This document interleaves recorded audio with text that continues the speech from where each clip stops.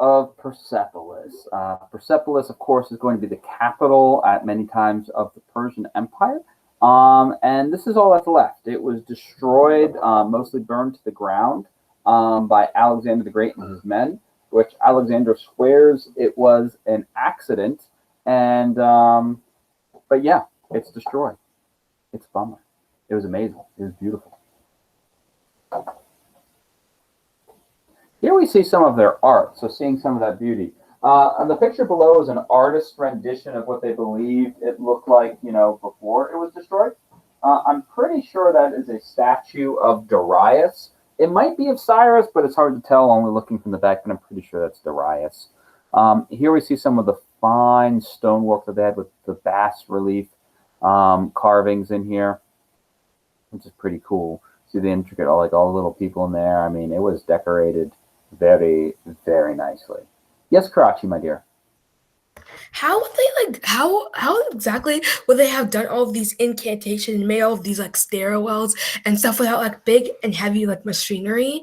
Because that's a lot of detail, and for someone to be carving, it must take years and years and years to just carve. Yeah, it would. And so one of the things is, you know, today people's time is very expensive. And, you know, materials are relatively cheap. For them, they had, you know, the materials, they could get them, and they had so many people with so much time, you know, because they didn't have the things to fill it like they do today, and they didn't have laws making us have to treat each other nicely. And so they would, you know, some of these stones would take, you know, hundreds of people to move, because, yeah, they don't have the technology. And then just hours and hours and hours carving it, and it's pretty incredible. And it's the kind of craftsmanship that, it would be hard for us to do the same kind of things today because we're out of practice. But for them, that was their only way of life. And so that's how they did it. But that's a great question and a great observation. Here we see some of the people, what they look like. So who can maybe have some ideas? What do we think's going on in this image right here? Karachi, go for it, hon. It looks like they're carrying something, and by the way they're stacked, it looks like they're gonna give I feel like they're gonna give some sort of offering to something. Yeah, that's what the conclusion I would come to as well. You know, we don't know what's in this round thing. It could be maybe incense or some gift. We see an animal slung over this guy's shoulder. He's got some bowls of something. You know, this guy looks like he's holding a cup and he's got his hand over please don't spill it, please don't spill it, please don't spill it. And, you know, we got like a little lamb or something here. So, yeah, it looks like they're probably doing an offering. And we're going to talk about their religion later on. But we can also see how they dress. You know, they've got hoodwear. So these might be priests or something like that with how they're dressed. Now, we get to the Royal Road, which goes from Ephesus, which, yes, that is the same Ephesus from the book of Ephesians, all the way to Susa, not the guy who made all of the marches. Now, the Royal Road, over 1,600 miles long. That is really stinking big. It really is. Now, I'm never going to say, how long was the Royal Road and how many relay stations? But you need to know it was big. Going from Susa to Ephesus. This goes and spans a ton of the Persian Empire. And of course, just like how we have our highways today, you know, we have lots of little roads going off of it, making it so that the Persians were able to easily move around their empire. We often today take for granted things like roads because, yeah, we've had, you know, all of this time since the 1950s, we've had the highway system being created, and all of these big roads. And before that, there were lots of roads too. So our country, we've had them, whereas they're going and basically starting a brand new idea, having this road going across a huge portion of their empire. Now, they would be able to get information quickly from one end of their empire all the way to the other. I mean, so the way it would work is, you know, Gus gets told an important message that he has to get passed on. So Gus hops on a horse, you know, over in Ephesus, and he rides. Then, you know, he gets to a relay station, a rest station. He goes, stops. They give him a new horse because his horse is tired. Gus, he's strong. He's not tired. And then he keeps going on the new horse. He stops at another one. And then, he's tired. He's been riding for hours and hours. So he goes, gives the message to Lance. And then Lance goes, rides. So that's how they would be able to get information quickly. But even if you were just by yourself, if you were on horseback, you could do this distance in a week. Now, I know you're thinking, Mr. Kenny, I could get on a plane and do it in like 2 hours. Yeah, they didn't have planes back then. And then, Austin's like, well, what about a train? No trains, no cars, no anything, no helicopters. This was incredibly fast because you have to remember, this is like, 2,500 years ago. This is a long time. And they are able to do these distances, even caravans, which a caravan, if you're unfamiliar, of course, is when you have like all your wagons and it's loaded up with a bunch of stuff. You have all your people. They're slow. It would only take them a month, though, to do this. So think about how they're able to get products from all across their empire trading. It's really cool. Royal Road is a really important achievement. Here's some more art. Look at this cool work right here, how we have this painting. And it's kind of amazing, too, how this actually has lasted over time, this painting, because that's pretty rare for things to last that long. Here you see some other images of the soldiers.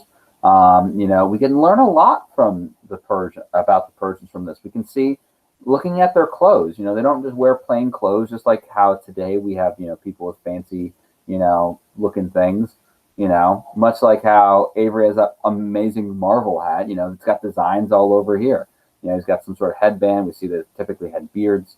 This guy has a bow. He's got a sheath filled with arrows. He's got a spear. A brave warrior. So now let's get to the next topic of our lesson for today, Zoroastrianism, which is going to be the faith of many of the Persians. Its founder was a prophet named Zoroaster, and they too were monotheistic. Now, in this class, we already talked about Judaism. We're going to continue talking about Judaism a little bit throughout, and we'll talk about Christianity at the end of the year. The beginning of next year, we'll talk about Christianity some more, and then also get into the religion of Islam, and then talk about Sikhism. And all of those monotheistic faiths have similarities and similar ties. We're going to see that this one is going to be completely different, which makes it pretty interesting. So they're monotheistic, and their god is named Ahura Mazda. The direct translation of that would be Wise Lord. Now, you can skip this bullet here, but this is very interesting because I do want you to write this. They had this cosmic dualism, this idea of good and evil. And what's interesting about it is that every single thing you do was either for good or for evil. Yes, that's right. So, for example, Avery and Karachi writing down their notes so dutifully and amazingly, they're fighting for good. And it's not like they're fighting for the heart. They're fighting for like the entire galaxy's survival. That's the good that they're fighting for. I know you think it's a minor thing, but no, you're fighting for good. When you eat your vegetables, that's going and fighting for good. When you're going and you share with your siblings, that's fighting for good. And the fate of the world is depending on it. But then, we've got folks like C-Money there. He's actually taking a nap right now. It's true. He's sleeping during class. He's fighting for evil. And of course, there was that time Austin pushed his little cousin down the stairs. Yeah, fighting for evil. That time you told a fib, fighting for evil. Now, don't worry. The Zoroastrians believe that Ahura Mazda in the end does come through, that good triumphs over evil. But it's pretty crazy. Another interesting fact about Zoroastrianism is that they do not bury their dead. Instead, their burial practices, they make a big tall tower and they let the birds eat them. And that's kind of like this idea of giving it back to the earth. Because they would say, dead things, they rot and it's gross and yucky. And so they said that would pollute the earth. And they have this big importance on purity, which we'll get to a little bit more with the holy flame of Ahura Mazda there. And their holy book is called the Zvend Avesta. Now, Caleb, I was just joking around. I know you're not actually asleep. I pick someone who I know is good, and then I go say something ridiculous. so that no one actually believes it. Don't worry. You're a good boy. He fights for good. We hope. Dun, dun, dun.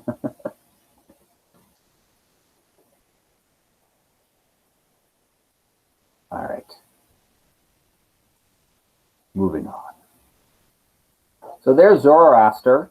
Zarathustra is what he's really called typically in like their dialect. Zoroaster is how most people say it. Born around the 6th century BCE. His motto is a good one. Good thoughts, good deeds, good works. Because, of course, the world is hanging in the balance. And he's got a cool look there. He's like looking pretty chill. Anyways, so Zoroastrianism, we believe, was founded in this purple area. And this is where it is most popular. And it's still actually popular today. People still practice Zoroastrianism. It's not one of the most common faiths, but it is a faith that still exists. But it's going to spread throughout the entire Persian Empire, really, through the Achaemenid, and it will still be popular during the Sassanid Empire as well.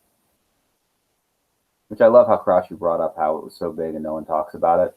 I'm glad we're talking about it now. Because Zoroastrianism, let me tell you, you ask 9 out of 10 people, probably more like 10 out of 10 people on the street, they'll be like, Zoro, what? This is the symbol for Zoroastrianism and Ahura Mazda. Now, it is monotheistic, although they do believe in like other spirits. So Ahriman is the destructive spirit that Ahura Mazda battles.